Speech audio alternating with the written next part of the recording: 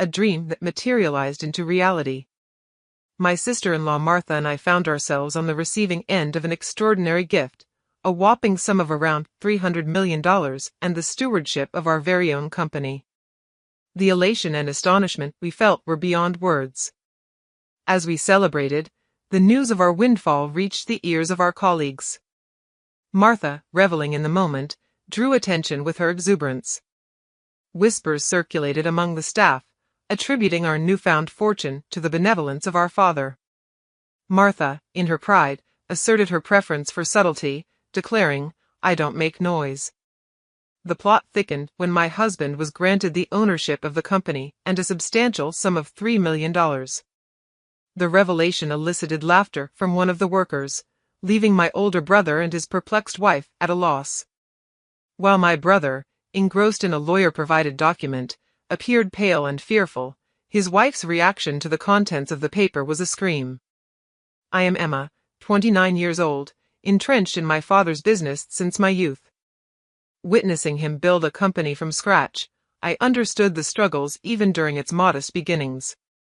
Despite my parents' aspirations for me to attend college and carve my own path, my heart was set on contributing to my father's company. Reflecting on this choice post-high school, Charlie, a seasoned employee, imparted invaluable lessons, treating me as an equal rather than the boss's daughter.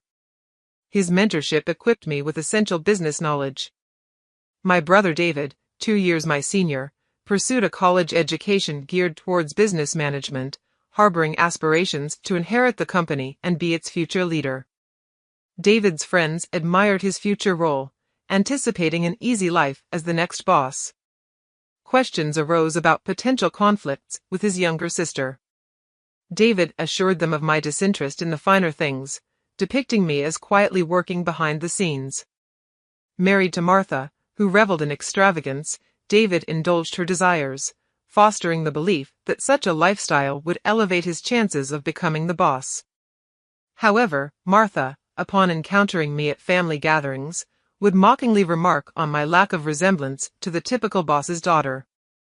Expressing my contentment with a simpler life, I asserted that material luxuries did not define my happiness.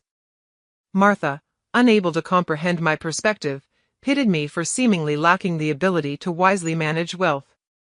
My brother chimed in, echoing her sentiments, acknowledging my ongoing learning curve in the company. I admitted to not having all the answers. My brother, however, criticized my lack of confidence, emphasizing the importance of projecting authority to gain respect. Undeterred, I acknowledged that within our family, only my father and I held authoritative roles in the company. Despite the criticism from my brother and Martha, my mother offered reassurance, acknowledging the positive impact of my contributions to the company. My father concurred, but my brother and Martha remained unmoved by our perspectives. They distanced themselves from us for over a month, clearly upset by our differences. Reflecting on that challenging period, I suggested to my parents, David and Martha can say whatever they want. Despite this, my brother and Martha continued their extravagant lifestyle, dining at upscale restaurants and embarking on lavish vacations. They aimed to maintain the facade that my brother was the future president of the company. During this time, my father devoted himself to expanding the business. However, one evening, he began complaining about chest pain. Concerned, I urged him to relax and promised to call an ambulance. In the midst of his distress, he pointed to a drawer, whispering, "There's a letter for you in there. If anything happens to me, read it. The rest is for the lawyers." Unfortunately, he lost consciousness before the ambulance arrived and never woke up again, eventually passing away. My brother and Martha, away on vacation, returned a couple of days later, acting as though their delay was inconsequential. At the funeral, my brother casually mentioned, "We're relieved we got back in time. Who would have thought that Dad would pass away while we were on vacation?" His nonchalant attitude left me taken aback, as if he didn't grasp that my mother and I were left to handle everything on our own. Seeking a private moment to address my brother, I asked, "Did you have a chance to come home earlier?" He replied, "I couldn't because I had already booked our flight back," showing no remorse. Later, addressing the employees, my brother proudly asserted, "Thank you all for your help. From now on, trust me to take over my father's place in a good way." Martha chimed in, praising his dignity and expecting admiration. Annoyed by my brother's late arrival and arrogant demeanor, I guided them to the ceremony's meal table. Throughout the meal, my brother continued his proud act, questioning the food's quality. Attempting to calm him down, I reminded him that my mother and I had already discussed and approved the menu. I asserted my independence, stating, "I don't want you telling me what to do. This is why people don't really understand what it means to be a president." His arrogance extended to ordering around the employees, including Charlie, a longtime staff member. I intervened, cautioning him against being rude and reminding him to show humility. "David, don't be so bold. They're not just mere employees, you should show some humility," I urged, attempting to reason with him. "These guys should respect me more." "I'm the president," my brother replied with a lot of arrogance. Martha joined in, saying, "That's right, Emma. Stop talking back to David, the president of the company. If you don't listen, he can fire you. He has the power." As my brother and Martha were making a scene, a man appeared and said, "I'm sorry to interrupt. Your father asked me to take care of his inheritance." He was the lawyer my father had hired while he was still alive. I recalled my father mentioning a lawyer, and it turned out he had thought about what would happen after he was gone. My brother and Martha got excited when the lawyer mentioned the inheritance. They welcomed him into their room with smiles, eager to get things done quickly.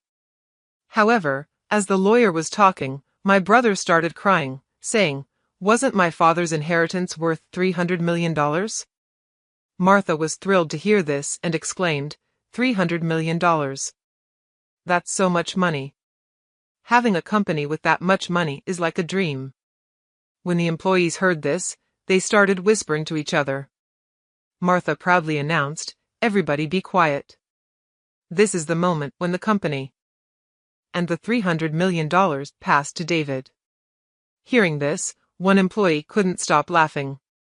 My brother had gotten hold of the will and was reading it beside Martha, who seemed puzzled about what was happening. As he read, my brother's face turned pale. According to the will, the entire company was supposed to go to the oldest daughter, Emma. He stared at the paper, shocked for a while, then started shouting, "This can't be true. This is wrong." In a serious tone, the lawyer said, "This is a will that's legally valid." My brother's voice became tighter and more strained. "I don't care about this. How can Emma be the president instead of me? Maybe Dad was just getting old and confused." The lawyer continued, "Yes, your father's judgment might not have been clear. A will made by someone who is not thinking straight might not hold up." Hearing this, I couldn't bear it any longer. I couldn't let these two people insult my dad, who was a good person. I couldn't let even family members bring down his reputation. The idea of my brother becoming the president seemed completely unthinkable to me.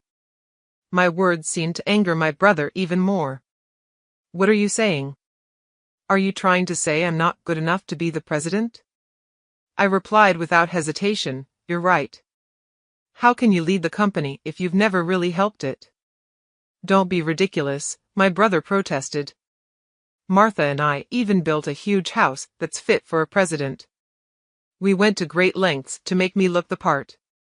I retorted, "By building a mansion that's not suitable for someone in your position, or by spending too much money on fancy restaurants? That's not good for the company's image. Money is important, but it's not the only thing. Besides, didn't Dad cover most of the costs for the house and any extravagant lifestyle?" My brother challenged, "How would you know all that?" I explained, "Just before he passed away, Dad left me a letter. In that letter, he outlined all the money he had spent on you and mentioned that it would be considered your gift during his lifetime. So your share of the inheritance is practically nothing." Martha was alarmed when she heard this. "Hold on a second. Is this supposed $300 million inheritance already spent?" That doesn't seem fair if we got so little from it. An employee who had previously laughed suddenly stepped in and told Martha that the $300 million came from the company's funds, not from personal assets. I believe all of us employees here are well aware of that, the employee added. Can money from the company even be inherited? Martha wondered aloud. I informed her, no, it can't.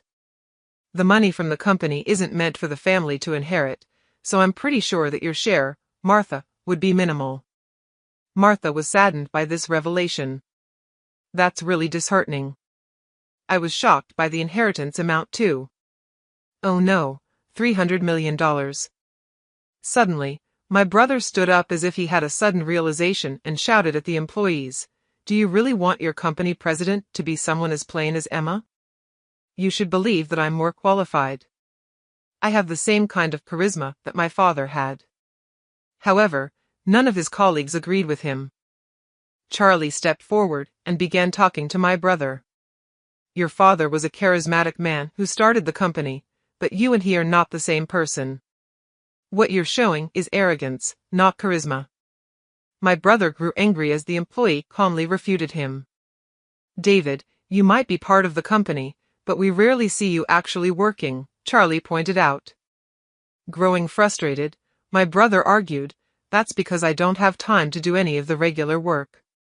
I'm busy networking with others. I don't have time for tasks anyone can do. Charlie continued, networking isn't everything. Emma works diligently every day to understand the company better. She quietly handles her responsibilities behind the scenes. Charlie's words seemed to resonate with everyone present. I feel the same sincerity in Emma as I saw in your father. Emma is the right person for the job, he concluded. Everyone at the company nodded in agreement. Touched by their support, I said, thank you so much. Honestly, I'm surprised by this sudden news, but having seen my father's dedication to the company, I care about it just as deeply as all of you do. I look forward to your continued help. The employees clapped warmly, and I bowed to them. Deeply encouraged by the applause, I spoke firmly, all of you here are important friends who have contributed to our business. Anyone who ignores your efforts is not fit to be an employee, let alone the company's president. Yes, even the president can be fired. My brother grew annoyed hearing this. What are you even saying? I'm your brother. I responded, I mean exactly what I said. You even mentioned that if you became president, you might fire me. He exclaimed, how can you say this? I'm family. I remained steadfast. I can't keep an inefficient employee on the payroll just because he's related. This is completely absurd. He looked around, his face full of desperation, and pleaded for support from those present, but the employees simply stared back with cold expressions. Realizing he had no allies, my brother and Martha left the scene. After that, David lost his job and relied on the small inheritance he had received. However, the funds dwindled quickly, and he turned to me, asking for a loan.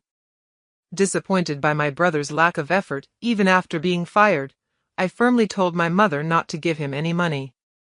His friends, who had once supported him, abandoned him when they found out he lost the presidency to his sister. Martha, who had expected to be the company president's wife, found herself in a tough spot. Eventually, they decided to sell their mansion. The money from the sale allowed them to sustain their lifestyle for a while.